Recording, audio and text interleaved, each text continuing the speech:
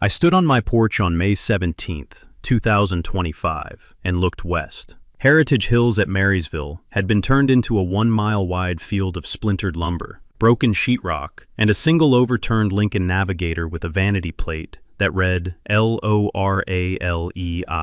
My grandfather's 7-row Osage orange and black walnut shelter belt stood between my farmhouse and the destruction. He had planted it in 1937 with a WPA crew. The HOA across the section line had called it ugly in 19 official letters between 1998 and the day before the tornado. Lorelei Brindle had called it worse on Facebook 2 weeks earlier. The EF3 had tracked east-northeast at 150 miles per hour. By the time it reached my western fence line, my grandfather's trees had taken enough wind shear that my barn lost 3 shingles. 2 of her own residents were buried under what used to be her dining room. Tell me below, would you have walked across the section line to help or waited for the news crews? The Vesterholt place sits on a quarter section of flat, tall-grass prairie in central Marshall County, Kansas, 3 miles south of the Nebraska state line and 12 miles north of the town of Marysville. 320 acres, Flint Hills Bluestem and Side Oats Grandma running east toward Big Blue River bottoms. The farmhouse sits on a low rise at the eastern edge of the section. The barn sits 60 yards south of the house. The shelter belt sits along the entire western edge of the home quarter, 7 rows of trees running north to south for a quarter mile, with an Osage orange windward face, 2 rows of black walnut, 2 rows of bur oak, and a leeward face of eastern red cedar. The total wall is approximately 140 feet wide. My grandfather Eric Vesterholt planted that shelter belt in the spring of 1937 with a Works Progress Administration crew under the Federal Prairie States Forestry Project. The crew planted 12,400 trees on Vesterholt acreage that spring. About 280 are still standing today. My grandfather kept the planting log in a leather-bound ledger I still have in the farmhouse roll-top desk. I'm Magnus Vesterholt. I'm 67. I worked 35 years for the United States Department of Agriculture Natural Resources Conservation Service at the Manhattan Plant Materials Center, 60 miles south of here. My specialty was Great Plains shelter belt design, selecting tree species, modeling wind shear, calibrating row spacing for soil type, and prevailing wind direction. I retired in 2020. I have never been married. I do not have any children of my own. I do, however, have a nephew. My younger brother Ozias died in a grain auger accident in October of 2002 on my family's farm. He was 41 years old. His wife Cordelia left Marshall County 6 months later and has not been heard from since. Their son Holton was 8 years old when his father died, and 9 when his mother left. I raised Holton in this farmhouse for the next 10 years. He went to Marysville High School. He played second base on the baseball team. He learned to drive a 1973 John Deere 4020 tractor before he learned to drive a car. He went to Kansas State for grain science. He graduated in 2017 and took a job with the USDA Federal Grain Inspection Service. He now lives in Manhattan, 30 miles south, and drives up every Sunday for dinner with me and my 15-year-old border collie Buster. In the spring of 1998, a real estate developer broke ground on a 140-home luxury subdivision on the half-section directly west of my home quarter. They paved over the McKinley family farm. They called the development Heritage Hills at Marysville. Brick fronts, white columns, a community pool, a pearl-painted entrance arch on the county road. The first president of the Heritage Hills at Marysville HOA was a woman named Thalia Crockett. She introduced herself to me in the summer of 1998 by way of a polite letter suggesting we coordinate landscape buffering along our shared boundary. I wrote a polite letter back, saying my shelter belt had been buffering the prevailing winds since 1937 and required no coordination. That was the first letter in what would become a 27-year archive of HOA correspondence on the subject of my grandfather's trees. Thalia Crockett served as HOA president from 1998 to 2019. She wrote me, on average, 3 letters per year about the shelter belt. 18 of those letters used the word unkempt. 12 used the word obstructive.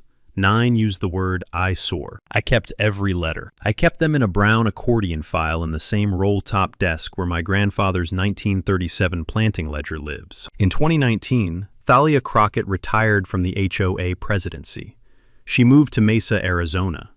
Her successor was a 51-year-old woman named Lorelei Brindle. The shelter belt was about to become a very different problem. Lorelei Brindle took over the Heritage Hills at Marysville HOA presidency in June of 2019. She drove a pearl white Lincoln Navigator with a vanity plate that read Loralei. Her husband, Talbert Brindle, owned a regional landscape company in St. Joseph, Missouri, called Heartland View Restoration Services. The company specialized in what their website called view enhancement and unwanted vegetation removal for residential and rural properties across Kansas, Nebraska, Iowa, and Missouri. Lorelei's first letter to me arrived in August of 2019, 6 weeks after she took office. The letter informed me that the Heritage Hills at Marysville HOA Board had voted unanimously to modernize the community's standards regarding adjacent landowner vegetation maintenance. It demanded that I top the western face of my shelter belt by 20 feet to restore community sight lines for the western homeowners. It cited a shared aesthetic easement that, according to her letter, had been adopted by the HOA board the previous May. I wrote her a polite letter back explaining that the shelter belt was on my property, that there was no aesthetic easement of any kind across my land, that the trees were federally registered with the USDA Plant Materials Database as a Prairie States Forestry Project shelter belt, and that no topping would occur. She wrote back 9 days later. The second letter cited a community nuisance abatement provision of Kansas Statute 12-1617, which is a real Kansas statute that addresses municipal nuisance enforcement and has no application to private rural property outside municipal limits. I did not respond. In November of 2019, Lorelei filed a small claims case against me in Marshall County District Court. The case sought $500 in damages for leaf litter encroachment on community common area, allegedly caused by autumn leaf drop from my black walnut row drifting east into the HOA's lawn. I appeared at the small claims hearing on a Tuesday in January of 2020. The judge was a woman named Honorable B. Yarborough, who had served on the Marshall County bench since 1996. She took 35 seconds to issue her ruling. Mr. Vesterholt, leaves blow where the wind takes them. Case dismissed with prejudice. Court costs to the plaintiff. Lorelei was ordered to pay $645 in court costs. She did not appeal. What she did instead, 3 weeks later, was post a 43-paragraph essay to her HOA's closed Facebook group titled Living Next to the Eyesore. The essay described my grandfather's shelter belt as a Depression-era windbreak that has long outlived its purpose. It described me, without naming me, as an aging recluse who maintained the trees out of stubbornness rather than agricultural necessity. A Heritage Hills resident screenshotted the post and slipped it into my mailbox the following morning. I kept it. In 2020, Lorelei filed 2 more small claims cases. Both were dismissed by Judge Yarborough with prejudice within 30 days. Court costs were assessed against the HOA both times. In 2021, Lorelei stopped filing small claims cases and started something new. She began sending Talbert's Heartland View Restoration Services brochures to my mailbox. Glossy, 4-color foldouts. Photographs of before and after rural properties, where Talbert's crews had removed mature shelter belts to open the view for the property owner. The brochures listed sample contract prices for shelter belt removal services. They explained the typical view enhancement value of removing a shelter belt and selling the property at a higher unobstructed view price. The brochures came every 6 weeks for 2.5 years, 41 of them by my count. I put them in the accordion file. In 2022, Lorelei sent Talbert himself to my front gate. Talbert was a man in his late 50s, broad across the shoulders, gold watch, country club tan. He drove a 2021 Ford F450 dually with the Heartland View Restoration Services logo on the door. He parked at the foot of my driveway on a Thursday afternoon in early September. He did not get out of the truck. He waited until I walked down to the mailbox. He rolled down the window. He said, "Mr. Vesterholt, I'd like to make you an offer." I did not say anything. He said, "We can take down the entire western face of your shelter belt for free. We absorb the cost. In exchange, you sign a release allowing us to use the timber for value-added milling. You get cleared sightlines to the west, easier mowing along the fence, and no obligation." I looked at him. I said, "Mr. Brindle, my grandfather planted those trees in 1937. "I am not interested. Please leave my driveway." He smiled. He rolled up the window. He drove away. He came back in January of 2023 with an offer to buy the shelter belt outright for $9,000. In June of 2023 with an offer for $12,000. In November of 2023 with an offer for $16,000. I declined every time. In February of 2024, Lorelei Brindle wrote a letter to the editor of the Marshall County News. The letter was titled, "A Plea for Modern Rural Standards." It ran in the February 16th edition. It did not name me. It described, in 312 carefully chosen words, a Marshall County rural landowner whose neglect of maturing windbreak vegetation has, over decades, created an unsightly visual barrier between his property and the growing residential community on the adjacent quarter section. The letter urged all forward-thinking rural property owners to consult with reputable view restoration professionals about the maintenance and removal of dated shelter belt vegetation. The Marshall County News printed the letter without an editorial response. My nephew Holton drove up from Manhattan the following Sunday. He had read the letter at a Casey's General Store outside Wamego on his way up. He set the paper on the kitchen table beside my coffee. He looked at me. He said, "Uncle Magnus, that's not just an opinion piece, that's an advertisement." I looked at him. He pointed to the second-to-last paragraph. The phrase, "view restoration professionals," had been used 3 times in the letter, with no further definition. He pointed to the masthead of the issue. Talbert Brindle's company had purchased a quarter-page advertisement on page 7 of the same issue. Heartland View Restoration Services, with a phone number, and a list of services that included shelter belt removal as the second largest line item. Lorelei had written a letter to soften the ground for her husband's advertisement. Holton sat at the table for 20 minutes that morning with my old NRCS records and a yellow legal pad. He is a USDA grain inspector by trade, but he has spent enough years around federal compliance work to know what an investigation looks like. He said, "Uncle Magnus, how many other shelter belts has Heartland View Restoration removed in Marshall County in the last 5 years?" I did not know. Holton drove back down to Manhattan that afternoon and made some quiet calls. He came back the following Sunday with a manila folder. He laid it on the kitchen table. He said, "Uncle Magnus, there have been 6 shelter belt removal projects in Marshall County in the last 5 years. Heartland View Restoration was the contractor on every one of them. 5 of the 6 properties subsequently sold within 14 months of the removal. The average sale price was 37% below the regional comparable for properties with intact shelter belts." He flipped a page. The buyer of every one of those properties was a Delaware-registered LLC called Brindle Heartland Holdings. The principal of Brindle Heartland Holdings is, per the Delaware Secretary of State, Talbert Brindle.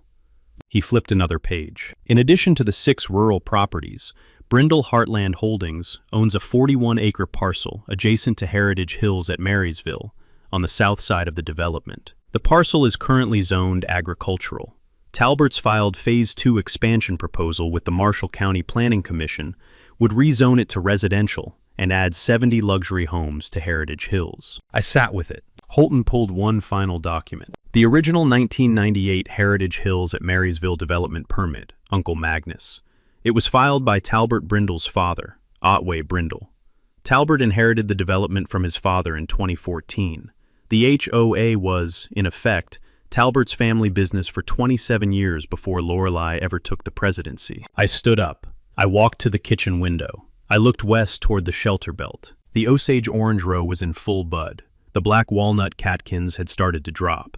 The bur oaks were still bare at the highest crowns. The eastern red cedars were holding their dark green color the way they do through every Kansas winter. The trees did not know anything was wrong. I turned back to Holton. I said, "Bud, who else needs to see this folder?" He said, "The Kansas Attorney General's Consumer Protection Division, the Kansas Department of Insurance, the Marshall County Planning Commission, and the editor of the Marshall County News." I told him to start with the Attorney General. Holton called Hyacinth Ostrander at the Kansas AG's office on Monday morning at 9:15. Lorelei Brindle filed her largest fine yet on April 3rd of 2025. A formal lien against my property in Marshall County District Court. The lien sought $142,000 for 27 years of unpaid landscape mitigation fees pursuant to community standards. The lien cited the same fictitious Kansas statute, 12-1617, that the HOA had been citing since 1998. The lien named me as defendant. I read the lien on a Thursday morning at my kitchen table. I drove into Marysville that afternoon and visited my attorney Ezra Crandall at the law office on Center Street. Ezra had been my attorney for 31 years. He was 62. He had grown up on the family farm north of Beatty. His father had been a county sheriff in the 1960s. He read the lien. He laughed for 14 seconds. He said, "Magnus, they are panicking. Holton's calls have already gotten to them. They are filing this lien, knowing it cannot survive a motion to dismiss. They are filing it to scare you into the brochure pile." I told him I had no intention of being scared. He told me he would file a motion to dismiss with sanctions by Friday, and a counterclaim for malicious prosecution and abuse of process by the following Tuesday. That same Friday afternoon, Holton drove up from Manhattan with a thermos of black coffee, a stack of files, and the look of a man who had been on the phone for 9 days straight. He had been talking to the owners of the 6 prior properties Talbert's crews had cleared of shelter belts. 5 of the 6 had agreed to talk to him on the record. The pattern was identical in every case. A Heritage Hills HOA-affiliated person had begun complaining about the property's shelter belt to the owner. Letters, visits, newspaper editorials. The complaints had been low-level but persistent. After 18 to 24 months of complaints, Talbert's Heartland View Restoration Services had appeared with an offer to remove the shelter belt at low cost or no cost. The owners, most of them elderly farmers, several widows, had eventually agreed. The trees had come down. Within 6 to 14 months, a property tax reassessment had occurred. The reassessment had cited the property's new, exposed wind corridor classification as a reason for downward valuation. Property insurance premiums had simultaneously been raised by an average of 217% due to the loss of structural wind mitigation features. Within 18 months of the removal, every one of the 6 properties had been sold to Brindle Heartland Holdings at 30 to 40% below regional comparable. The reassessments had not been fraudulent. They had been technically correct. Without a shelter belt, the properties were genuinely more vulnerable to wind damage and genuinely worth less. The fraud was the systematic engineering of the conditions that caused the devaluation. Talbert had been using the HOA, first under his father Otway's quiet ownership, then under his own, to slowly drive surrounding rural property owners into a position where they would either sell to him voluntarily at distress prices or accept his free shelter belt removal services. Holton had recorded all 5 interviews with the prior owner's consent. He had digital audio. He had signed affidavits. He laid them on my kitchen table. He said, "Uncle Magnus, the Kansas Department of Insurance opened a parallel investigation on Tuesday." I asked him how he knew. He said the senior investigator had called him to thank him. Her name was Calvin Van Sickle. She had been investigating insurance-related real estate fraud in northeast Kansas for 9 years and had been collecting individual complaints about Heartland View restoration since 2020. She had never had enough to build a case. She had it now. I asked Holton if any of the prior owners would testify publicly. He said yes. 2 of them. A widow named Adeline Krause, who was 78 and lived in town now, and a retired farmer named Hugo Lassiter, who was 81 and farmed 40 miles north. Both wanted to come to the County Planning Commission meeting on May 22nd. The meeting was scheduled to consider Talbert's Phase 2 rezoning request for the 41-acre parcel south of Heritage Hills. Holton looked at me. He said, "Uncle Magnus, they are scheduled to vote on the rezoning the same week we have a tornado watch issued for the entire eastern third of Kansas." I checked the National Weather Service Wichita office's forecast. He was right. A strong upper-level trough was tracking across the plains for the week of May 15th. Severe weather risk was elevated. The Storm Prediction Center had Marshall County in a moderate risk zone for May 17th. I sat at the table for a long minute. Outside the window, the shelter belt's leeward eastern red cedars held their dark color against a bright Kansas sky. I said, "Bud, we need to be ready for the May 22nd meeting, regardless of what the weather does." He said, "Already on it." I called Dr. Cyril Yount at the USDA Manhattan Plant Materials Center on Monday morning at 7:15. Cyril had taken over my position when I retired in 2020. He was 48. He had spent 12 years at the Plant Materials Center before that. He had a doctorate in plant ecology from Kansas State and a master's in agricultural engineering. He maintained the Federal Shelter Belt Registry for the entire Great Plains region. I told him what Holton had found. He was quiet for a long moment. He said, "Magnus, I'm going to pull the registry data. Give me 48 hours. He called me back Wednesday morning at 6:30. He said, "Magnus, the pattern is bigger than Marshall County." I sat down at the kitchen table. He walked me through it. 27 federally registered shelter belts had been removed across northeast Kansas in the last 7 years. All 27 removals had been performed by Heartland View Restoration Services, or one of its 3 subsidiaries. The shelter belts spanned 4 counties: Marshall, Washington, Nemaha, and Pottawatomie. Of the 27 properties, 11 were now owned by Brindle Heartland Holdings LLC. The remaining 16 had been sold to other buyers at distressed prices, but Cyril had pulled the recorded chain of title for each of them.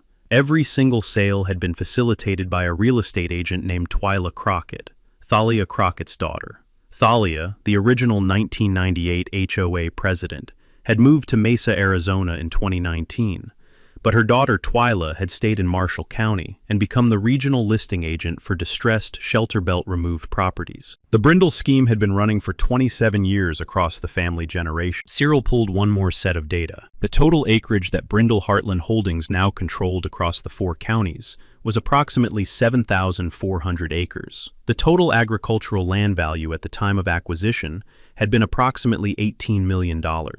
The current development rezoned value, based on Brindle's filed expansion plans across multiple township boards, was approximately $142 million.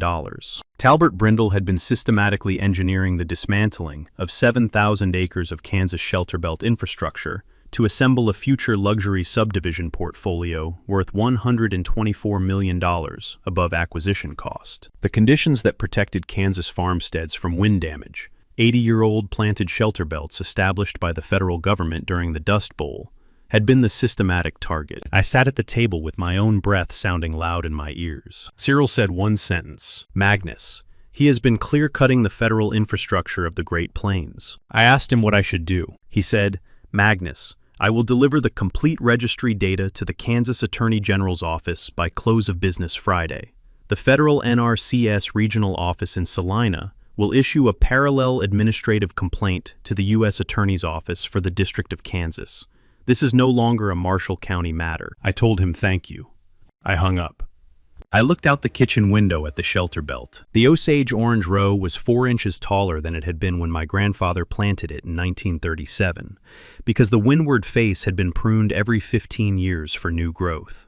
The black walnut row stood roughly 74 feet tall. The bur oaks were 88 feet. The eastern red cedars were 52 feet and holding. 7 rows, 280 trees, 140 feet wide, a quarter-mile long. The wall my grandfather had built was the largest intact shelter belt the Brindle family had so far failed to take down. The County Planning Commission meeting on the rezoning was 8 days away. The Storm Prediction Center had updated their May 17th forecast to high risk. Hyacinth Ostrander at the Kansas Attorney General's Consumer Protection Division opened her formal investigation file at 3 in the afternoon on Wednesday, May 14th. She had been a deputy attorney general for 11 years. She had grown up on a farm outside Concordia. She knew shelter belts. She had played in one as a child. She called me at 3:20. She listened to me for 41 minutes. She said, "Mr. Vesterholt, I want every shelter belt removal owner who is willing to testify in writing in my office by Monday morning. I want all of Dr. Yount's registry data on my desk by Thursday afternoon. I want every fine letter Lorelei Brindle has ever sent you in chronological order by Friday. I will have a formal indictment drafted for the Kansas grand jury by the following Monday." She said one more thing. "Mr. Vesterholt, the May 22nd County Planning Commission meeting on the Phase 2 rezoning. I would like to attend. I would like to issue the indictment at the conclusion of public comment." I told her yes. Calvin Van Sickle, at the Kansas Department of Insurance, opened her parallel administrative action on Thursday morning. She subpoenaed the policy records of 19 shelter belt removed properties across the 4-county region. She subpoenaed the underwriting files at 3 regional insurance companies. She subpoenaed Heartland View Restoration Services contractor licensing records. By Friday, the U.S. Attorney's Office for the District of Kansas had assigned a federal prosecutor named Vasey Penrose to the case. Penrose was 44. He had prosecuted 3 rural land fraud cases in western Kansas between 2019 and 2024. He had won all 3. Penrose called me Friday afternoon at 4. He listened for 20 minutes. He said, "Mr. Vesterholt, this is a federal RICO case. Wire fraud, mail fraud, real estate fraud, insurance fraud, and conspiracy. Federal indictments by the end of June." I thanked him. I sat at the kitchen table that evening with Holton and Buster, my 15-year-old border collie, who slept under the table the way he had since 2010, when Holton was 16, and brought him home from the Marshall County Animal Shelter as a Christmas present. Holton said, "Uncle Magnus, the Marysville National Weather Service Office issued a tornado watch for Sunday afternoon. The Storm Prediction Center has us in a moderate to high-risk zone." I told him we should be ready for the Planning Commission meeting Thursday, regardless of what the weather did between now and then. He said, "Uncle Magnus, the Planning Commission meeting is going to be moot by Monday morning." I asked him what he meant. He said, "If the SPC is right about Sunday, the tornado is going to do half of our argument for us." In the 72 hours between Friday afternoon and Sunday's tornado watch, Lorelei Brindle made 4 serious mistakes. The first arrived Friday at 5 p.m., when Lorelei's attorney filed an emergency civil action in Marshall County District Court, seeking a temporary restraining order against the Kansas Attorney General's investigation. The complaint alleged that Hyacinth Ostrander's pending indictment was politically motivated retaliation against a community leader. Judge B. Yarborough denied the TRO from her chambers at 6:22 Friday evening. She added a brief order noting that civil actions cannot stay state criminal investigations, and admonishing Lorelei's attorney for filing in bad faith. She awarded Ezra Crandall $15,000 in sanctions. The second mistake arrived Saturday morning at 7, when Talbert Brindle's Ford F450 pulled up to my front gate. He had driven down from St. Joseph at 4:30 in the morning. He got out. He walked to the gate. He did not come up the driveway. I walked down with Buster on a long leather lead Holton had braided for me in 2018. Talbert stood with his hands on his hips. He had not slept. His country club tan looked gray. He said, "Magnus, I'll buy out the fines. I'll cancel the lien. I'll have Lorelei issue a written retraction. I'll pull the Phase 2 rezoning application. I'll close down Heartland View Restoration Services. Please, don't testify on Thursday." I looked at him for a long second. I said, "Mr. Brindle, the Kansas Attorney General does not need my testimony. She has the Federal Shelter Belt Registry. She has the property records. She has Calvin Van Sickle's insurance file. She has Adeline Krause and Hugo Lassiter's sworn affidavits. She has your father's 1998 development permit. She has your Delaware LLC filings. You are not negotiating with me. You are watching." He stood at the gate for a long moment. He turned around. He drove away. He did not come back.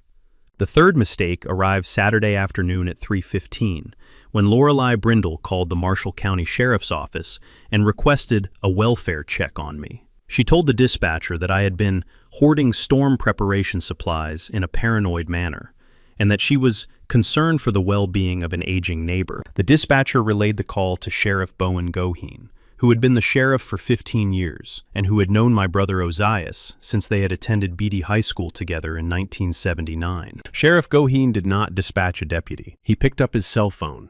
He called me directly. He said, "Magnus, Lorelei Brindle just called dispatch, trying to get a welfare check on you.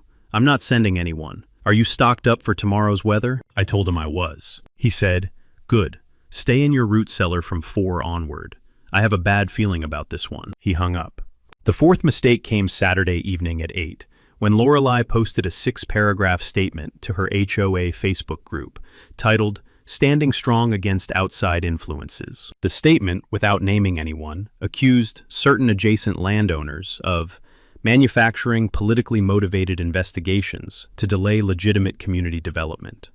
It urged Heritage Hills residents to stand together against those who would weaponize the regulatory state against working families. A Heritage Hills resident screenshotted the post and emailed it to me at 9:15 Saturday night. I forwarded it to Hyacinth Ostrander at the AG's office at 9:16. She replied at 9:20. "That's witness intimidation under KSA 21-5909, adding it to the manifest." I went to bed at 10. Buster slept under the table. The wind picked up at midnight. The Storm Prediction Center upgraded the Marshall County risk zone to 10% hatched at midnight 30. By Sunday morning at 7, the Storm Prediction Center had issued a particularly dangerous situation discussion for the eastern third of Kansas. Wichita's National Weather Service office had begun activating their emergency tornado response protocols. Holton arrived at the farmhouse at 11:15, with brother Jonas Stutzman from the Mennonite Disaster Service local chapter. Jonas was 61. He had responded to 43 Kansas tornado deployments in his career. He knew the look of a sky that meant business. He stood on my porch at 11:30 and looked west. The sky was the color of old denim, with a hard edge of cream at the horizon. He said, "Magnus, this is going to be a night." The Storm Prediction Center issued the particularly dangerous situation tornado watch at 12:45. We pulled the tractors into the barn at 1. We checked the root cellar at 1:30. The wind was already at 25 miles per hour. By 2, the tornado siren testing system had been activated by the Marshall County Emergency Manager. By 3, every weather radio in the county was running NOA, a continuous transmission. By 3:40, my grandfather Eric's 7-row shelter belt was standing in a 35-mile-per-hour westerly wind that had not yet brought rain. The tornado touched down at 4:47 Sunday afternoon at the east edge of Marysville, 3 miles southwest of my farm. It started as an EF1, winds of 110 miles per hour, a debris cloud the size of a barn. It crossed Highway 36 at 4:53. It crossed the Big Blue River at 4:57.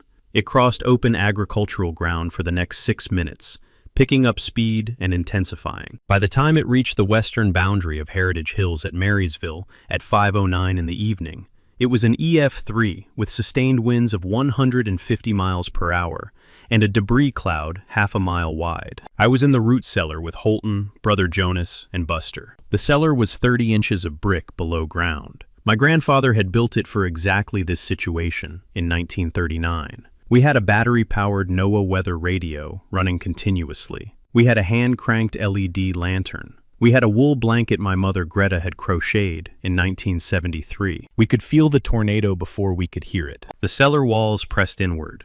The brick popped at 6 separate points along the eastern wall.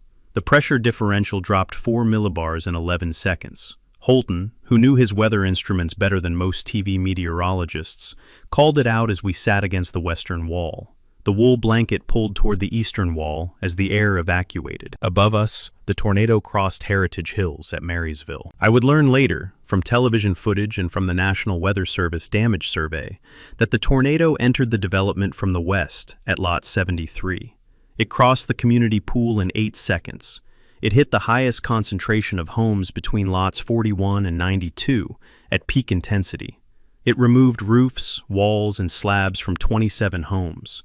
It rolled 6 SUVs into a single pile at the bottom of the development's main entrance road. It tore Lorelei Brindle's pearl-white Lincoln Navigator off its tires and threw it 63 yards east into what had been the foundation of her own kitchen. The development was destroyed in approximately 4 minutes. At 5:11, the tornado hit my shelter belt. My grandfather Eric had designed the western face for exactly this moment. He had planted Osage orange as the windward row because Osage orange has the densest wood of any North American tree species, and because its thorny branches catch debris before the debris reaches the inner rows. He had planted black walnut behind the Osage orange because black walnut grows tall and straight and breaks high before it breaks at the trunk. He had planted bur oak behind the black walnut because bur oak has the deepest taproot system of any plains hardwood, and because mature bur oaks have survived every tornado that has crossed Kansas since the Spanish first put the prairie on a map. He had planted eastern red cedar as the leeward face, because red cedar gives the wind something soft to lean against after the hardwoods have done the structural work. The tornado hit the Osage orange row at 5:11. The Osage orange row absorbed the leading edge of the wind shear. The black walnut row lost 14 trees out of 41. The bur oaks lost 2 crowns out of 36. The eastern red cedars bent and held. By 5:15 and 20 seconds, the tornado had passed over the shelter belt and dissipated to EF1 intensity as it crossed my farmstead. The farmhouse lost 1 downspout, 3 shingles from the kitchen roof, and a screen door from the back porch. The barn lost 6 shingles and a hand-painted sign that had been bolted to the south wall since 1962. The chicken coop lost its weather vane. The shelter belt, my grandfather's shelter belt, lost approximately 14 trees out of 280. It still stood. By 5:16, the tornado was a quarter-mile east of my property and dropping. By 5:18, the National Weather Service Wichita office downgraded the storm to a severe thunderstorm. By 5:20, the rain started. We came out of the cellar at 5:43. I stood on the porch with Holton and Brother Jonas and Buster. The rain was steady. The light was gray. The shelter belt was wet and dripping. The black walnut row had lost branches, but no full trees that were visible from the porch. To the west, where Heritage Hills at Marysville had been at 4 o'clock that afternoon, there was a 1-mile-wide field of splintered lumber, broken sheetrock, twisted vinyl siding, and a single overturned Lincoln Navigator with a vanity plate that read LORALEI. I could see it from the porch through the gap in my grandfather's bur oak row. Brother Jonas crossed himself. He said, "Magnus, we need to walk over there." I told him yes. Holton picked up the emergency radio Sheriff Goheen had loaned us Saturday afternoon. He keyed it on. He said, "Sheriff, we're walking the section line to Heritage Hills. Send any units you have to the development. There are going to be people trapped." Sheriff Goheen came back in 3 seconds. He said, "Already on the way. Magnus, you stay safe." We walked west. The rain fell on a quarter-mile of intact prairie shelter belt between my porch and what had once been Lorelei Brindle's house. We reached the western boundary of my shelter belt at 6:07. The section line fence was down for half a mile. The McKinley quarter section that had become Heritage Hills at Marysville in 1998 was a debris field of unrecognizable building materials. The pool's filtration shed had been thrown 100 yards east. The community kayak rack, which I had never understood the purpose of in central Kansas, was lying broken in 3 pieces in the alfalfa field along the southern boundary. Lorelei Brindle was alive. She was buried under what used to be the front wall of her dining room. Her left leg was pinned beneath a section of granite countertop. Her face was bleeding from a cut above her left eye. She was conscious. Brother Jonas reached her first. He had spent 28 years pulling Kansas neighbors out of tornado debris. He knew exactly how to extract her without making the injury worse. Holton ran back to the farmhouse for the emergency medical kit and the come-along winch I keep in the barn. I knelt beside Lorelei in the rain. She looked at me. She did not say anything. The cut above her eye was bleeding into her left ear. I said, "Mrs. Brindle, my nephew is bringing the equipment. We're going to get you out. Try not to move." She nodded. She closed her eyes. We extracted Lorelei Brindle from beneath her own granite countertop at 6:34. Marshall County Emergency Medical Services arrived at 6:41. Sheriff Goheen was the third person on scene.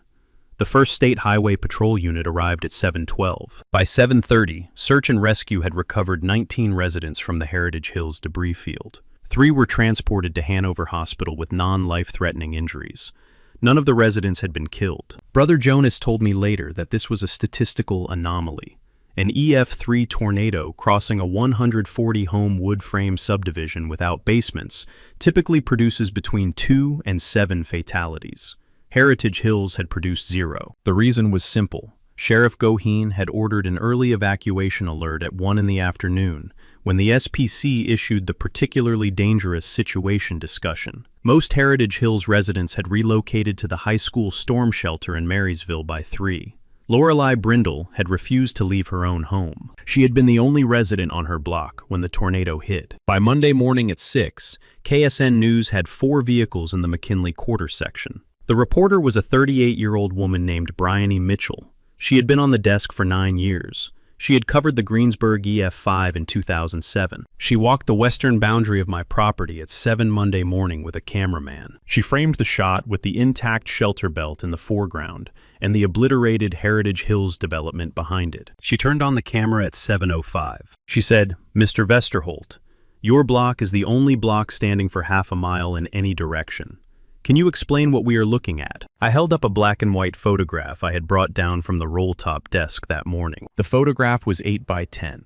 It showed my grandfather, Eric Vesterholt, standing in front of a row of Osage orange saplings in the spring of 1937, holding a shovel, in the company of 7 WPA workers. The handwritten caption on the back read, "Prairie States Forestry Project, Vesterholt Quarter, Marshall County, May 14, 1937. I held the photograph where the camera could see it. I said, "My grandfather Eric Westerholt planted 7 rows of trees on this quarter section with a Works Progress Administration crew on May 14th of 1937. The Prairie States Forestry Project was a federal program established by President Roosevelt to protect plains farms from Dust Bowl winds. The trees were chosen for density, taproot depth, debris catch capacity, and survival in Kansas climate. They have been doing the job they were planted to do for 88 years. I lowered the photograph. The camera held on the shelter belt. I said, "The HOA across the section line called these trees ugly in 19 separate letters between 1998 and the day before the tornado. Mrs. Brindle is in Hanover Hospital this morning because the trees did exactly what my grandfather planted them to do. Mrs. Brindle's neighbors are alive because Sheriff Goheen ordered an early evacuation. The shelter belt is the reason Mrs. Brindle's house is the only one in Heritage Hills that did not collapse cleanly to its foundation. The structural wall slowed the wind by enough that a person trapped inside could be rescued instead of crushed." I paused.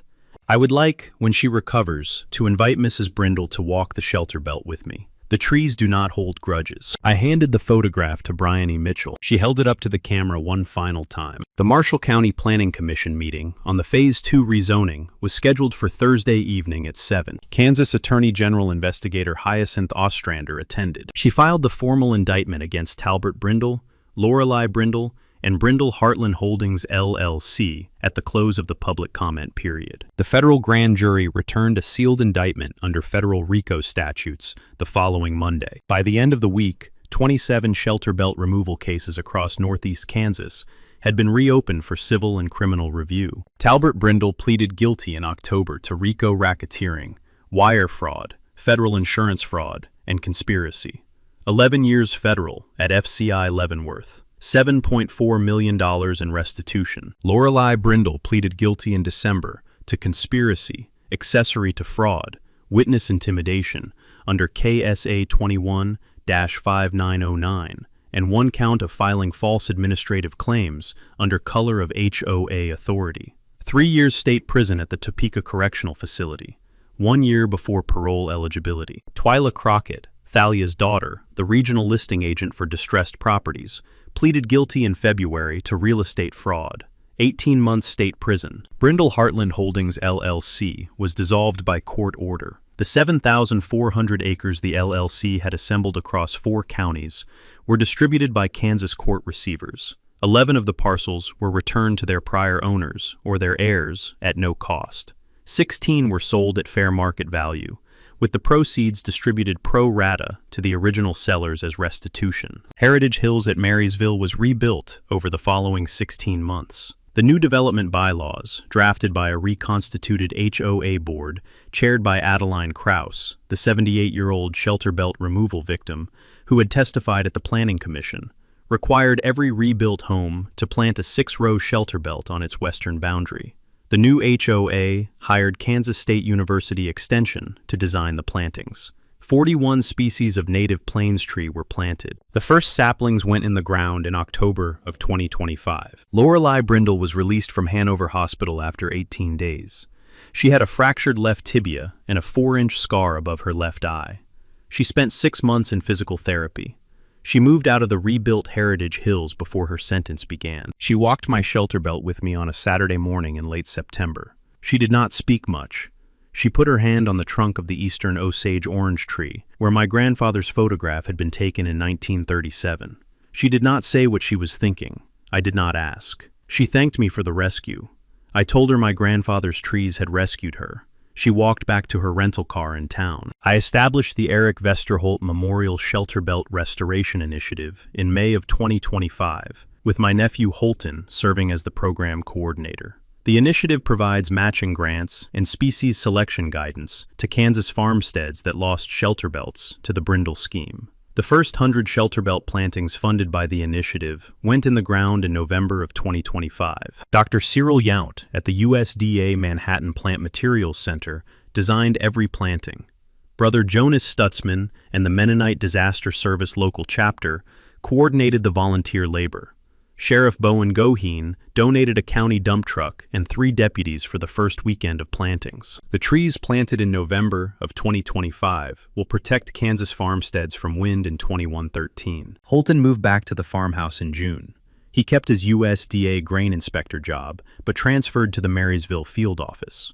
He bought a 1968 Alice Chalmers tractor at the Marshall County Threshing Bee auction in August, and started restoring it in the barn evenings. Buster, the 15-year-old border collie, made it through one more Kansas winter. He passed on a Tuesday morning in February of 2026. Holton and I buried him under the bur oak row of the shelter belt.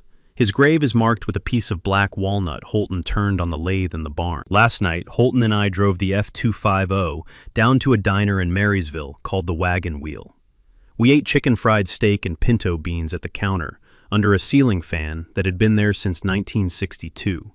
The jukebox played Hank Williams. We drove home with the windows down. The Kansas summer night was warm.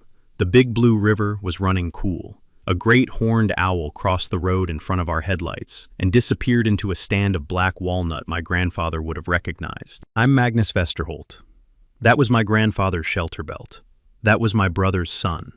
That was my dog. That was the wall that held. Lorelei Brindle didn't fall because Magnus Vesterholt got loud. She fell because Magnus Vesterholt let the trees do what they had been planted to do.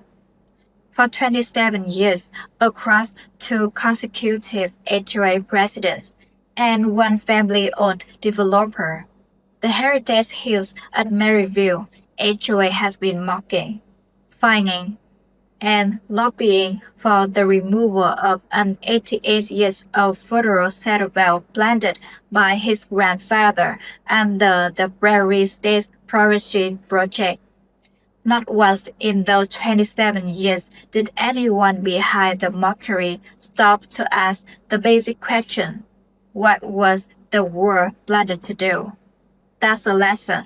A scheme survives on the assumption that's the condition that's caused the original protections will never return. Real strength is knowing that on the plans, the conditions always return. Magnus didn't beat her with anger. He beat her with patience. He kept every letter for 27 years. He called his nephew.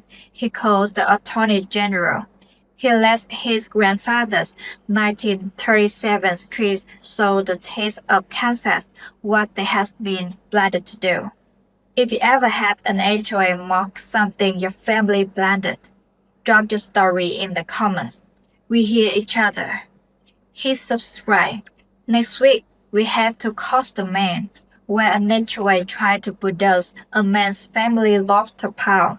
Turns out, the lobster man's grandfather wrote the state harbor master regulations.